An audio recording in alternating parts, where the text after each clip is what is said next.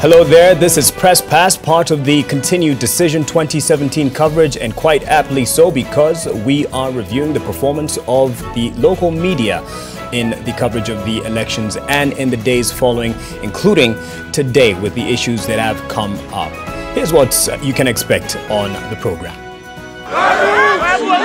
Telling people not to buy the delegation of the Sunday Nation. We are also letting you not to watch MTV.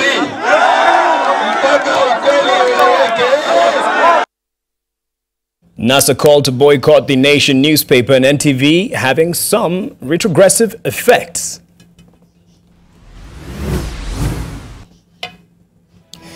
Journalists harassed by authorities and the public during and after elections. And the reality of fake news gives mainstream media the opportunity to raise their credibility.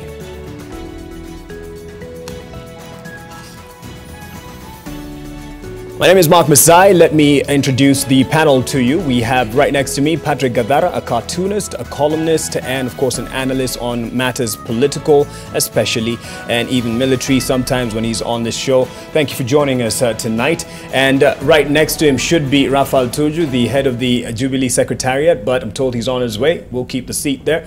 Charles Kerich, he is the editor-in-chief at Radio Africa, of course, which has under it the Star and, of course, several stations, radio stations and online platforms under it. But he also sits on the board for the Media Council of Kenya. Next to him is Dennis Onyango. He is the head of the Raila Odinga Secretariat. And next to him is the independent journalist Macharia Gaitho, who has been working on the Nation Media Group elections desk before, during, and is still, I believe, with us as we are covering the outcome of the results. So let's start with what happened yesterday. And this was in Kibra. It was quite the shock for journalists covering a NASA function in Kibra when one of the leaders called on a boycott. Let's listen in. What we are saying is that from tomorrow, we are telling people not to buy the delegation of the Sunday Nation.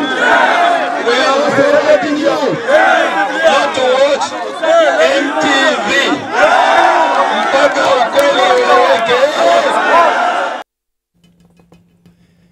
And just after that, our team that was there had to leave immediately, and I can report that at least today, our NTV Kisumu offices and studios were closed for fear of their safety. Well, you could say, in your view, it's an exaggeration, but let's get a view from our panel. And I'll start with the head of the communications for the Secretariat of Raila Odinga. That statement that was made, is it one that can be expected from any democratic society?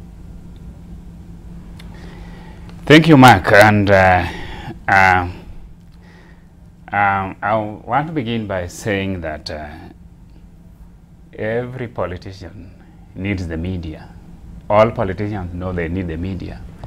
So when a time comes when a politician has to take a position against the media, I think it is time for the media itself to begin to ask itself questions. So this was justified, what Orengo said? I know where Senator Orengo was coming from. Where was it? I think the frustration with the Nation Media Group within the NASA circles has been there for long. There are genuine issues. There are deep concerns that we have raised with the management of this company. But it reaches a time when you got to say, if nobody is going to listen, you got to take your fate in your own hands. So I know where Senator Orengo was coming from. Specific to the elections coverage, what were your misgivings? I will tell you, I was going through just a few things, Mark, and it's a long story. The story of mistrust between the opposition and the Nation Media Group. It's a long story, but I'll go to a very short one. On Thursday, the NASA coalition had a statement where they asked for IBC to declare Raila Odinga the winner based on their own tallying and the figures that they had, and they quoted those figures. I'll tell you what a random pick of what the media reported. Reuters, the international news agency, and whose story was picked by the New York Times, the Washington Post, and a lot of other media, said, Kenya opposition demands candidate Odinga be declared winner. That was Reuters. It was picked by the New York Times, it was picked by the Washington Post, and several other foreign media. The Standard Media Group, the Standard newspaper, said celebrations in Kisumu as Mudavadi declares Raila as president. The Star said, declare Raila winner now, NASA tells IEBC. That was the Star. The Nation newspaper said, NASA declares poll victory in doomed move. I've shared that Nation headline around, including with people inside this media house, and I've asked, is that journalistic? Was that headline, was that a comment or a newspaper story? All right. What was the editor thinking when he was putting up that headline? And just before you move to Macharia, that headline was followed by another commentary by, I think, the head of the Nation Media Group, newspaper group, Mutuma Matthew, condemning that same story of NASA demanding that Raila be declared the winner. So the question was, the Nation has taken a position on that story at the editorial level. The editor has gone ahead to editorialize about it. Going forward, are the Nation reporters going to be able to cover that story objectively? All right. You've made your case. He's made his case. Macharia, I'm sure you were there as the decisions were being made. Yes, but that is one incident. Dennis said he has a whole list. Are we going to go through the list, or do we stick to that one? I don't think I want to go through the whole list. Okay, he does not have a whole list. If you want me to go the whole list, I can go through the whole list. All right. First, make your case, Macharia. I think there has been an overreaction to this. The fact is that that declaration or that demand was not going to result in Raila being sworn in as president. Let's face it. It was dead in the water. How did Nation arrive at that? It was doomed. How did Nation arrive at the position that it was dead in the water? Because Mudavadi is not the Electoral Commission. He cannot have Raila declared president by force or by any other demand. His argument is that you've taken a position. Yeah, they have taken a position. No. There is no position. It is a matter of fact. And if you want to see that it is a matter of fact, it's a fact. The fact is that the fact. No, he was okay. Raila has still not been declared the president. So it was. Were you reporting the news or were you judging the news?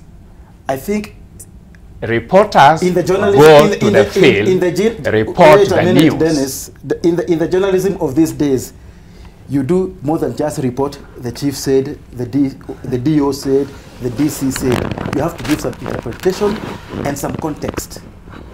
The thing is that that demand was doomed from the word go. Based on the legal provisions of the legal provisions, and whoever was stating it knew that it will not be implemented.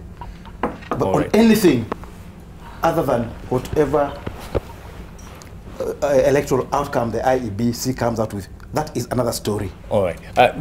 Kerich, well, he says the headline, at least on that day, was he didn't have a problem with it. But was the story treated any different? Sometimes people just read the headline and make a conclusion and don't go beyond there. And that is what headlines are meant to do. And that is what? What headlines are meant to do.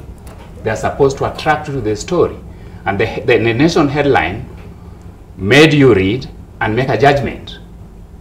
All right, Kerich? Mark, I think what I was saying is that editors are taught to be careful when writing a headline, because the headline should reflect the spirit of the story.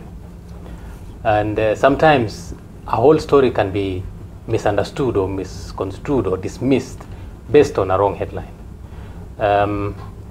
I think the coverage of the election this year by the media was way superior than we've seen in the past. There was a lot of live coverage. We had a lot of panels where everybody was giving their views on everything. And to a large extent, the mainstream media was fair and way in the middle. I also found it curious when I read that headline, because I remember asking my colleagues, was this meant to be an analysis or was it editorializing? Why did you come to the conclusion? Especially just that one word, doomed.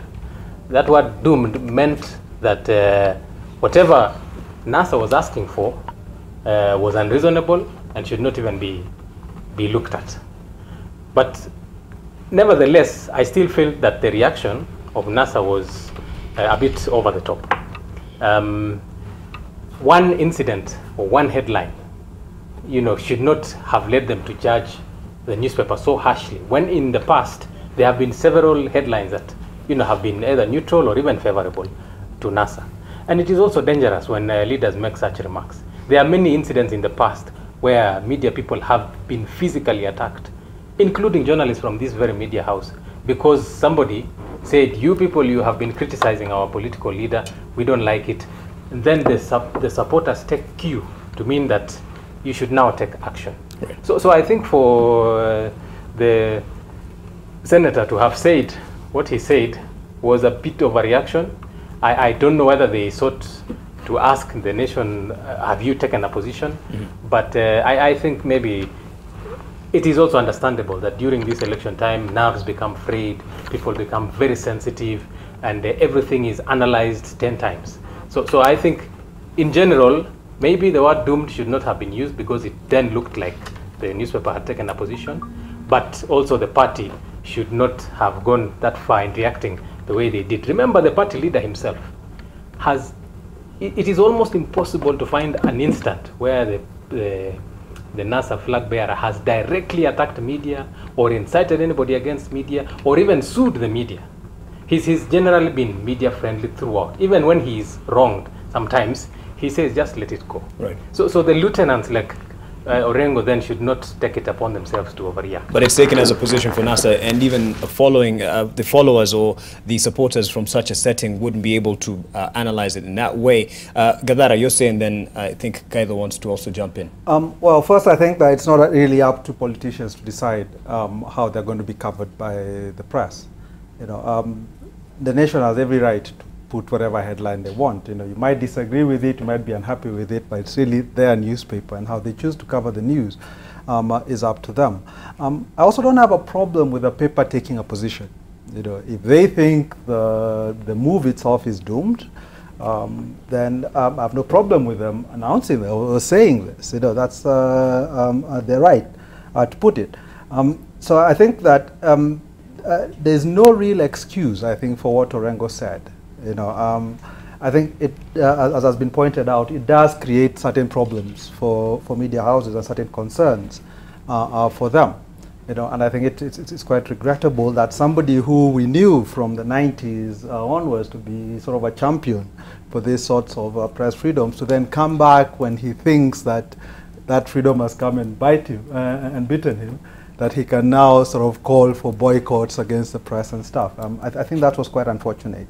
When it comes to, in general, the coverage of the election, I think that it's true, as Kerich says, that it was probably much better. I think it was much more detailed than it was of, for example, in 2013, in terms of analyzing the issues and giving space for that to happen. I think there was a problem after the announcements, or just before, when we had the protests starting and nobody was covering them, and I'm sure we'll get into that later on. Mm-hmm. And also in the run-up to the election, I think there was many issues there, but in the period when the election was being decided, I think they gave enough space for everybody to sort of come out and ventilate what their issues were and what their problems were with the election. Right. Gaitho, the issue there of the use of a word that is somewhat analytical. I think I can add that with every newspaper, I think the following morning you do have a post-mortem and discuss how you've worked and how you've performed and how you reported certain things. And this one was discussed. And there was a very vigorous discussion.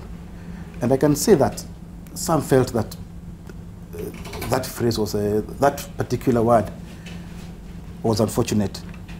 That we could have said the same thing using a different phrase or a different word. And I think that that's normal within a newspaper. You look at it, you discuss, and right. But then, I mean, even the idea that but that the sentiment itself is what is wrong. That's I don't think that the thing is, you know. Yeah, the thing, but you will say the same thing using a different word. Right, but what you're saying is a sentiment, and for me, I think the sentiment is fine. I mean, if you think it's doomed, you have right to come out and say that, I said it, that it is. But the thing is this: that kind of reaction we saw from Mr. Orengo, for us was very shocking, because first of all, Mr. Orengo has been an ally of the media, and the media has been an ally of Mr. Orengo from the time he entered politics, I think in 1974, 75. He has been in the forefront fighting for media freedom in this country. So he's the last person you expect to see taking a position which is more like what you expect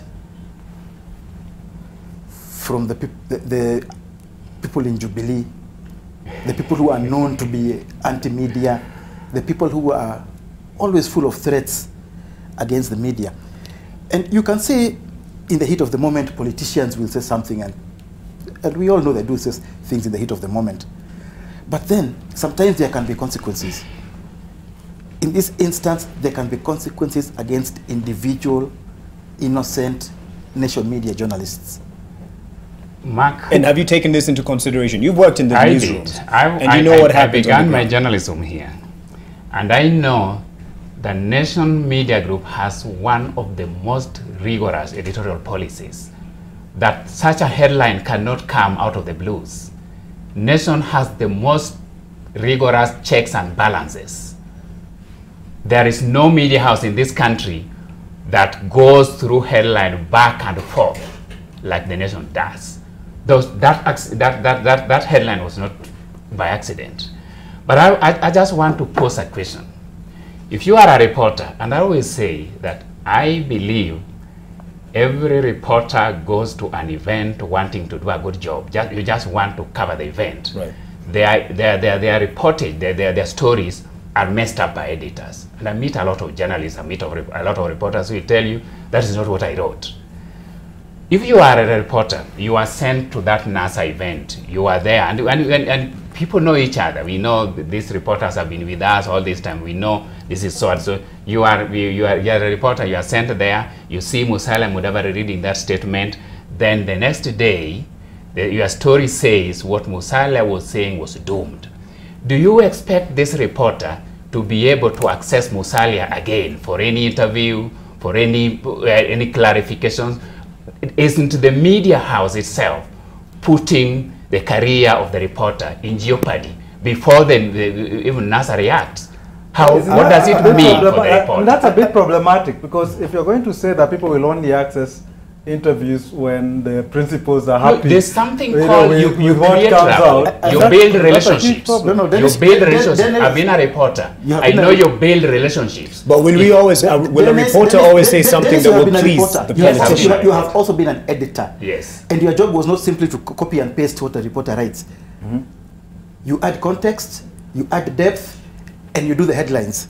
You cannot go back and ask a reporter, what headline should I put here? No. I know. Mark, I think we didn't let Macharia finish telling us about their rigorous discussion about the word doomed. So what was the conclusion from the editorial board? Some felt that choice of word was unfortunate.